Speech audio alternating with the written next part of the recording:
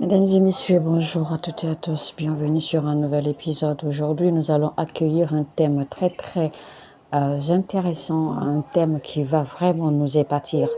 Alors, le thème de notre message du jour est intitulé « Les connaissances basiques des règnes spirituels ».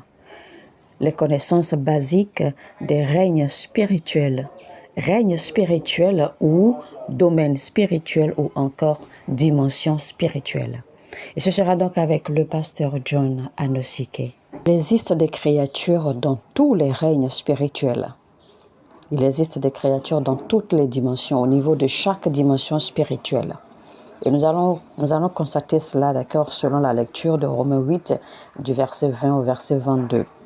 Et certaines de ces créatures sont perverties. Certaines sont sous l'autorité des personnes méchantes, des gens méchants du monde. Quand la Bible parle des règnes célestes ou des cieux, quand on dit les cieux des cieux, selon le livre de Job 15, eh bien, il ne faut pas penser que les cieux dont on parle en fait sont aussi purs que nous pensons. Les cieux, c'est-à-dire les règnes célestes, ne sont pas purs. Parce que les cieux ont déjà été infiltrés. Parce que les gardiens, les veilleurs de ces règnes, les gardiens et les veilleurs de ces dimensions, les dimensions célestes, ont péché, ils ont failli. Ils ont péché, ont donc ouvert la porte pour les infiltrations démoniaques. C'est à nous qu'il revient de remonter dans ces dimensions, dans ces règnes et de tout nettoyer. Romains 8, 19. Nous avons ouvert les portes par nos actes. Romains 15, 12 à 21. Et donc je viens vous annoncer de la part de Dieu que l'âge de la guerre est venu. Car la guerre a déjà commencé dans les cieux. Isaïe 66, verset 1 à 2. Car vous savez que le ciel est un trône. Et il y a des dirigeants, il y a des gouverneurs dans ces règnes, qui influencent le futur et l'humanité. Vous êtes un esprit et vous devez accéder. Vous êtes une âme et donc votre âme, votre esprit doit accéder à ces dimensions afin de les nettoyer. Avant que cela n'arrive, vous devez alors nettoyer tout recoin, tout aspect, toute chambre secrète, toute faculté de votre âme doit être purifiée, nettoyée. Colossiens 3, 5 à 11. Vous devez vous purger de tout ce qui est impureté, de tout ce qui est mal, de tout ce qui n'honore pas la gloire de Dieu, de tout ce qui pourrait vous corrompre, parce que si jamais vous prenez le risque d'accéder à ces règnes, à ces dimensions, avec de la saleté, avec de la pureté, avec de l'impureté, avec de la souillure sur vous, dans votre âme, eh bien vous êtes perdu parce que vous n'allez même pas pouvoir les atteindre. Ils vont vous infecter tout de suite. Ils vont vous corrompre tout de suite. Ils vont vous récupérer tout de suite. Ils vont vous infecter avec des maladies. Ils vont vous infecter avec des affections. En fait, vous n'avez même pas l'assurance de revenir vivant. Paul a dit dans 2 Timothée 2, 4 à 6, « Il n'est pas de soldat qui s'embarrasse des affaires de la vie, s'il veut plaire à celui qui l'a enrôlé. Et l'athlète n'est pas couronné s'il n'a combattu suivant les règles. Il faut donc que le bonheur travaille. Il faut donc que le laboureur travaille avant de recueillir les fruits. » Donc ce que nous allons souligner ici, c'est le verset 5 qui dit « Et l'athlète n'est pas couronné s'il n'a combattu suivant les règles. » Donc, il y a des règles qu'il faut suivre, il y a des principes à respecter si nous devons nous lancer dans cette guerre, dans ce combat spirituel. Ce que ce verset dit en d'autres termes, nul ne peut se lancer dans ce combat s'il est couvert des impuretés de ce monde, des affaires, des souillures de ce monde. Nous ne luttons pas contre la chair et le sang, mais contre les dominations, contre les autorités, contre les princes de ce monde de ténèbres. Éphésiens 6, verset 12. Vous voyez? Donc, vous ne pouvez certainement pas vous lever et aller lutter contre quelque chose dont vous ne pouvez pas accéder à leur territoire, quelque chose dont vous ne pouvez pas entrer dans leur dimension. C'est-à-dire que vous ne pouvez pas pénétrer, vous ne pouvez pas combattre les principautés, vous ne pouvez pas combattre ces autorités dans le monde des ténèbres sans avoir l'habilité de pénétrer leur dimension, parce que vous devez avoir la capacité de pénétrer leur territoire, qui sont dans les règnes, qui sont dans les cieux. Donc vous devez d'abord entrer là-bas pour pouvoir les combattre, parce que vous ne pouvez pas les combattre de loin. Vous avez besoin de vous rendre sur leur territoire. Vous avez besoin d'être en mesure ou capable de maintenir ou de résister ou de survivre, d'accord, dans cette dimension. Parce que si vous n'allez pas à eux pour le combat, eux, ils peuvent venir à vous pour le combat. Mais quand ils viennent, ils descendent avec leur règne. Ils descendent avec leur dimension autour d'eux. Donc, vous devez être en mesure, d'accord, de vous tenir dans cette même dimension pour pouvoir lutter contre eux. Donc, la guerre spirituelle dont nous parlons, eh bien, c'est la lutte contre ces forces. C'est la lutte contre ces dimensions ou ces principautés qui règnent, d'accord, dans ces dimensions célestes. Cette guerre, en réalité, implique l'avancement de Ecclésia. L'Ecclésia, c'est le peuple de Dieu. Matthieu 16, 18, où Ecclésia va récupérer, va prendre possession des portes de l'enfer. Et où se trouvent les portes de l'enfer? Les portes de l'enfer se trouvent dans les règnes célestes. Jésus-Christ a dit au verset 18 que je bâtirai mon église. Alors quand Jésus-Christ parle de bâtir, c'est quoi bâtir? Bâtir en réalité, eh bien, c'est l'avancement, c'est l'expansion, c'est la croissance, c'est l'élargissement, c'est l'étendement. Donc, Ecclésia va commencer à gagner du terrain.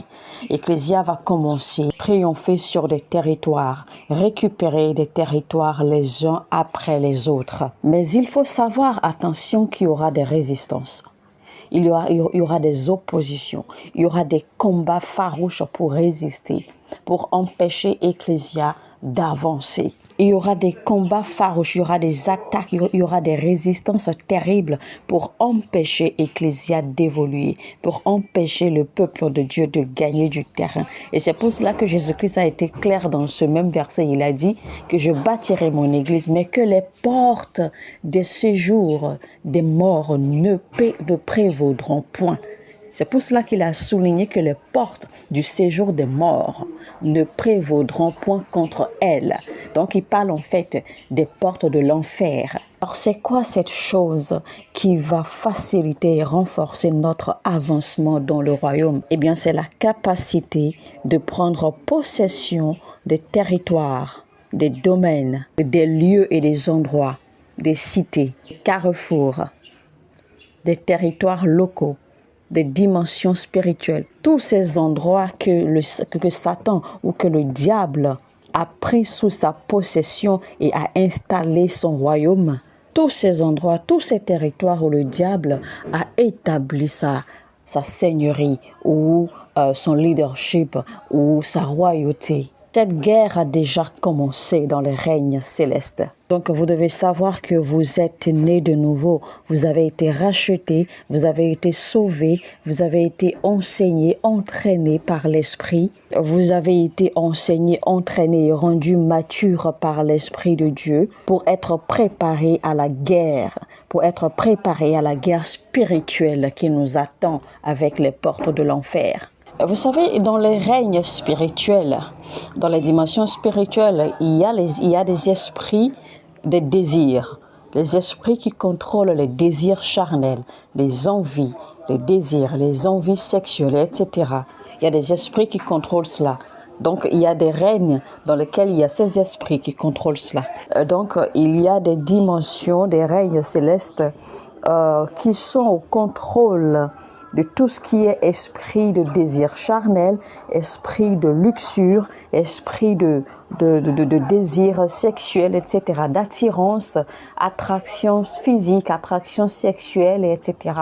Genèse 5, versets 16 à 26, qui dit il y a l'esprit de la luxure. Donc, il y a la luxure de l'esprit, les désirs de l'esprit, les désirs de la chair, les désirs des yeux. Ce sont des esprits. Et la luxure, les désirs, ces attractions ou ces attirances physiques, sexuelles, charnelles, ce sont des énergies. Ce sont des énergies qui se dégagent. Ce sont des habiletés. Et ces habiletés, ces énergies sont dégagées dans des règnes de puissance, dans des règnes de pouvoir. Alors, quand l'esprit de la luxure ou l'esprit des désirs charnels et sexuels, eh bien, s'éveille en vous, la seule façon de croître votre autorité sur le pouvoir de ces désirs, de cette luxure, c'est quand vous avez réussi à dompter les désirs de votre chair. C'est quand vous avez réussi à dompter l'attirance de votre chair, les attirances sexuelles, les désirs sexuels vers l'autre sexe. C'est seulement quand vous allez arriver à dompter cela en vous que vous pourrez alors accéder librement dans les dimensions, dans les règnes célestes de la luxure, des désirs sexuels. Parce que si vous n'êtes pas arrivé, d'accord, à dompter la luxure en vous, à dompter les plaisirs, les désirs et les attirances charnelles et sexuelles, et que vous entrez dans cette dimension, eh bien vous êtes cuit.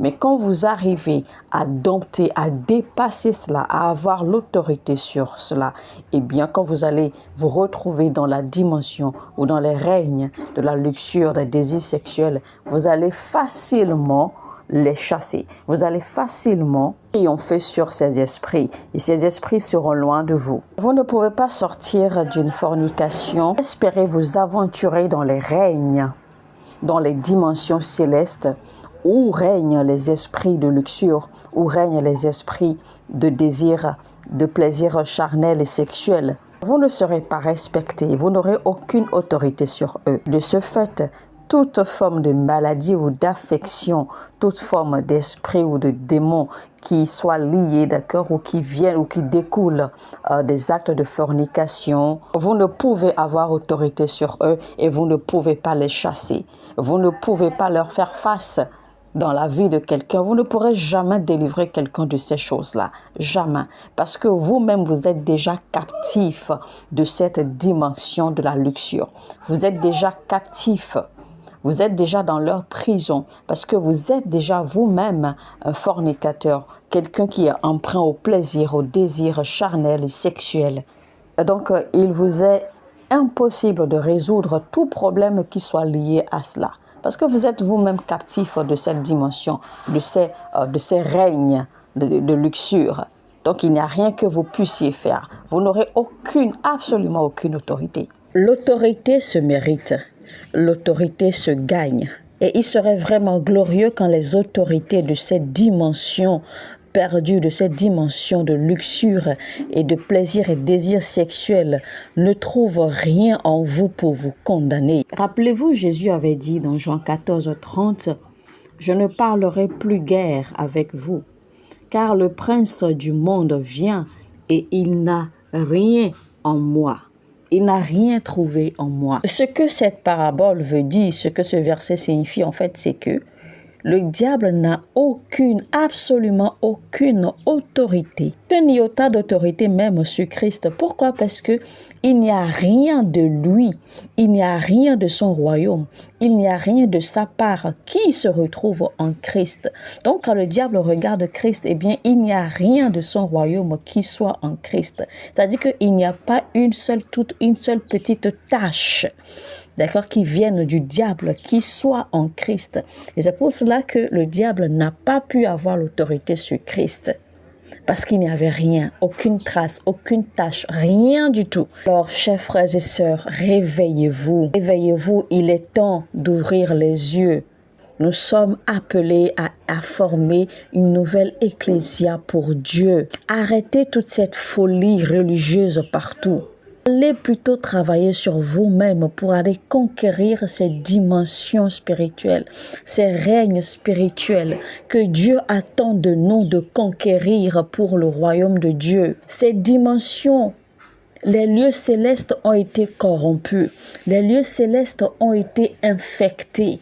Il est temps que Ecclésia, que le peuple de Dieu se lance.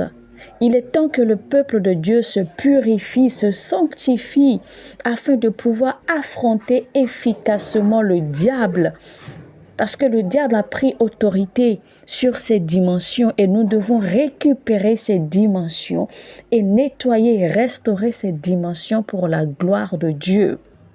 Allez conquérir les créatures, les esprits de ces dimensions, que ce soit la fornication, la colère, le non-pardon, le mensonge, l'envie, la jalousie, etc. Tout ça, ce sont des esprits. Ce sont des esprits qui appartiennent à des règnes. Ce sont des esprits qui viennent des dimensions célestes. Allez donc travailler. Il est temps de travailler pour conquérir, triompher sur toutes ces créatures, pour triompher sur ces esprits, pour triompher sur ces choses qui appartiennent à ces dimensions et qui se retrouvent en vous, afin que vous puissiez avoir le pouvoir, l'autorité de régner sur eux. Ces esprits sont en train de flotter dans l'atmosphère. L'esprit de la tentation flotte dans l'atmosphère. La seule façon de triompher sur l'esprit de la tentation qui flotte, qui survole l'atmosphère, c'est de s'engager dans des prières intenses et surtout au milieu de la nuit. Les prières de la journée ne vont pas tellement loin. Les prières de la journée sont limitées à des points. Jésus-Christ a toujours invité les disciples à prier la nuit. Toujours recommandé, Matthieu 26, 41. Veillez et priez afin que vous ne tombiez pas dans la tentation. Veillez et priez afin que vous ne tombiez pas dans la tentation. Donc, ça veut dire qu'il existe des pièges qui sont déjà tendus dans l'atmosphère.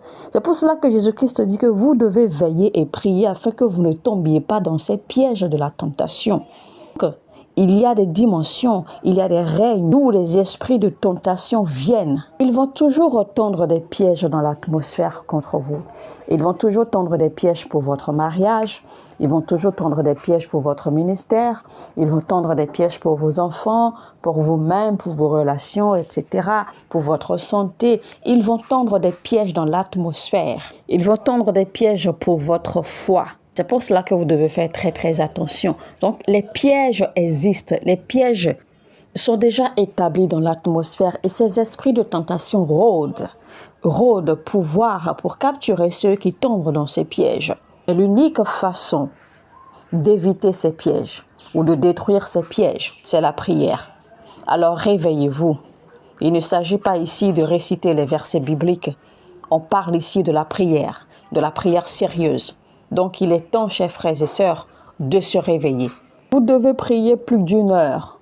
Parce qu'il y a 2000 ans, parce que plus de 2000 ans auparavant, Jésus-Christ a recommandé aux disciples de prier 1 heure. Et c'est là, en fait, qu'on comprend le verset qui dit « Vous n'avez donc pu veiller 1 heure avec moi. » Et ça, c'était la première fois. Ensuite, Jésus-Christ les a quittés et il est reparti. Et il a encore prié pendant une heure encore. Il revient à nouveau les retrouver endormis. Et il retourne. Et la Bible nous fait comprendre que Jésus-Christ est reparti prier encore une 3e fois, au verset 44. Donc il les quitta et s'éloigna et pria pour la 3e fois, répétant les mêmes paroles. Donc Jésus-Christ a prié 3 fois. Donc il a fait 1 heure, 1 heure, 1 heure. 3 fois il a prié. Et maintenant, il y a 2000 ans, parce que Jésus-Christ, il y a plus de 2000 ans. Maintenant, il y a 2000 ans, si l'on vous dit de prier pendant 1 heure, je sais que beaucoup de personnes vont se moquer de vous. Beaucoup de personnes vont vous prendre pour un malade, ou pour un cinglé, ou pour un insensé.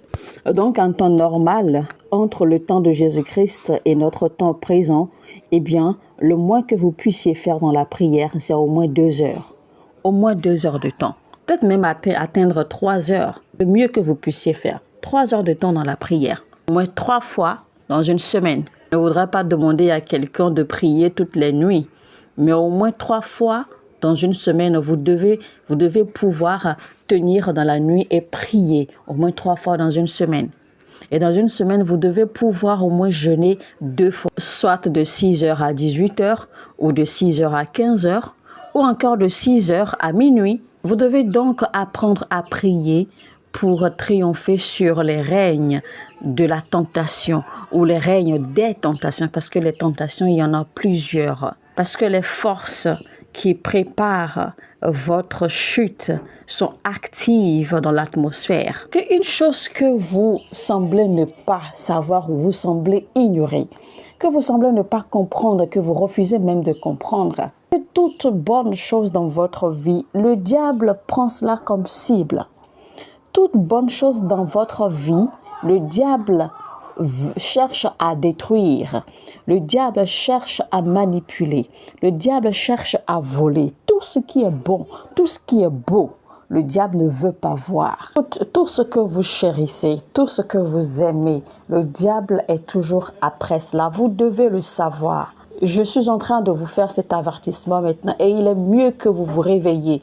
Le plus tôt vous vous réveillez, le plus tôt ce serait. Imaginez un instant à l'ère à laquelle nous sommes maintenant. Allez dans les hôpitaux, allez dans les centres hospitaliers, dans les centres d'accueil. Le nombre d'enfants qui est assujetti, qui est soumis aux maladies du cancer aujourd'hui, c'est alarmant. Les douleurs, les troubles, les situations aggravantes, les situations alarmantes que nous subissons aujourd'hui, que ce soit à l'église, que ce soit hors de l'église, que ce soit au milieu, entre les croyants, entre les chrétiens et même hors, eh bien c'est vraiment inquiétant. C'est inquiétant et alarmant et nous devons nous réveiller. Cette manière ou cette manie ou ce concept de prêcher, de prêcher l'évangile disant aux gens que Jésus-Christ a déjà tout accompli sur la croix et que c'est fini, que Jésus-Christ a déjà fait tout le travail et que vous n'avez qu'à recevoir et croire et puis c'est terminé. Mais c'est une abomination, c'est une aberration. C'est une illusion. Jésus-Christ a fait ce qu'il avait à faire pour l'humanité. Maintenant, rappelez-vous, quand il partait, il a dit clairement qu'il nous donnait le pouvoir. Il a dit qu'il nous donnait le pouvoir de marcher sur les scorpions, de marcher sur les serpents, de dominer, de détruire, de bâtir, de faire ceci. Alors, s'il avait tout accompli, si effectivement il avait fait tout le travail, pourquoi est-ce qu'en partant, il nous dit qu'il nous donne le pouvoir et qu'il nous laisse à ceci et qu'il nous recommande de faire ceci et de faire cela? Pourquoi, si effectivement il a déjà fait tout le travail, pourquoi est-ce qu'il nous recommande alors de prier jour et nuit, de prier sans cesse, de prier pour éviter les tentations? Si effectivement il a fait tout le travail, pourquoi est-ce que nous avons besoin de prier encore? Pourquoi est-ce que nous avons besoin de lutter encore? Pourquoi est-ce que nous avons besoin de souffrir encore? Si effectivement Jésus-Christ a fait tout le travail. Mes frères et sœurs, il est temps de vous réveiller. Réveillez-vous. Ceux qui se permettent de faire ce genre de prédication, d'aller dormir, beaucoup d'entre eux souffrent. Beaucoup d'entre eux souffrent de maladies cancéreuses, de maladies dangereuses, mais ne veulent pas parler. Il est mieux pour vous, frères et sœurs, de vous réveiller aux réalités d'aujourd'hui. Nous sommes à l'ère de la guerre spirituelle. Le diable est en train de gagner du terrain de façon alarmante. Enfants de Dieu, il est temps que nous nous réveillions. Il est temps de se réveiller à la prière. Maintenant, il faut souligner au passage que la prière seule ne suffit pas. Parce que la prière ne va servir qu'à déstabiliser les tentations et les pièges du diable. Parce qu'il y a encore les esprits de la perdition, il y a encore les esprits de l'immoralité qui flottent dans l'atmosphère. Il y a encore les esprits du mensonge. Il y a encore les esprits du désir charnel, du désir sexuel qui flottent dans l'atmosphère. Et je le dis et je le répète, ce sont des esprits qui viennent des règnes spirituels, des esprits qui existent et qui règnent, dominent dans les règnes célestes, dans les règnes spirituels et qui flottent dans l'atmosphère. Et donc, si par malheur vous vous abandonnez à ces esprits, à ces forces, la Bible dit clairement, Romains 8, 13, « Celui qui vit par la chair mourra par la chair ». Si vous vous abandonnez aux activités de la chair, si vous vivez selon les désirs de la chair, l'esprit de la mort va prendre possession de vous. L'esprit de la mort va vous saisir. Si vous vivez selon la chair, vous mourrez. Mais si par l'esprit vous faites mourir les actions, les activités du corps, alors vous vivrez. Il n'a pas dit que vous vivrez parce que vous aurez conquis, vous aurez triomphé sur le cancer. Parce qu'il existe une certaine vie, une certaine énergie, que si cette énergie domine en vous, si cette vie domine en vous, aucune maladie ne pourra résister dans votre système. Le rapport médical de n'importe quel médecin sera automatiquement annulé. Donc le but ici en fait est de mortifier votre chair. Le but ici est d'assujettir les actions, les désirs de la chair. Parce qu'en assujettissant votre corps, en mortifiant votre corps, en assujettissant les désirs de votre chair, eh bien vous gagnez, vous activez ainsi ou alors vous entrez ainsi dans un processus graduel d'activation de l'autorité pour avoir la vie éternelle. Ensuite, enveloppez votre homme externe. Mon message, c'est la vie. L'évangile, c'est la délivrance. Ce dont je parle ici, c'est que nous devons faire face directement aux racines, aux sources des problèmes auxquels nous sommes confrontés. Nous n'allons pas continuer à combattre les symptômes externes. Nous n'allons pas continuer à combattre les signes externes, les petites manifestations externes, alors que la racine, la source même demeure, alors que la racine n'a pas été touchée. Alors que la racine n'a pas été coupée. Réveillez-vous, chers frères et sœurs en Christ. Réveillez-vous. Peuple de Dieu, réveille-toi. Mais attention, il ne s'agit pas de tout le monde. Tout le monde peut répondre à cet appel. Cet appel est lancé aux élus. Cet appel est lancé au reste du peuple de Dieu. Cet appel est lancé au peuple que Dieu a choisi pour faire face à ce combat. Et ce reste du peuple de Dieu est dispersé un peu partout sur la terre, un peu partout dans le monde. C'est à eux que ce message s'adresse. Alléluia. Mesdames et messieurs, eh bien, nous sommes à la fin de notre message. Le titre, c'était donc « Les connaissances basiques des règnes ou des domaines, ou encore des dimensions spirituelles. » Les connaissances basiques des règnes spirituels. C'était donc avec le pasteur John Anosike. Alors, si vous avez aimé ce message, cliquez sur le bouton j'aime pour nous soutenir, pour nous encourager et signifier que vous avez effectivement aimé ce message. Si vous avez des questions, vous pouvez poser vos questions dans la section des commentaires. Également, n'oubliez pas de partager au maximum autant que vous pouvez, afin de permettre à YouTube de recommander d'accord ces messages d'édification, ces messages de réveil spirituel, ces messages de connaissance et de sagesse, ces messages d'enseignement avec d'autres personnes dans le corps du Christ qui en ont besoin. Il y a tellement de gens là dehors qui cherchent la lumière, qui cherchent la vérité, qui cherchent la parole, mais ne savent où ni comment trouver. Nous pouvons servir des anges de l'évangélisation. Nous pouvons servir de canal pour atteindre ces gens-là. Alors, likez et partagez le lien de ce message, de cette vidéo, autant que vous pouvez. Si vous n'êtes pas encore abonné à cette chaîne, alors faites-le rapidement, abonnez-vous et activez la cloche de notification afin de ne rater aucun message. Sur ce, je vous dis shalom chez vous, que Dieu vous bénisse. Mon heure a sonné et votre heure a sonné.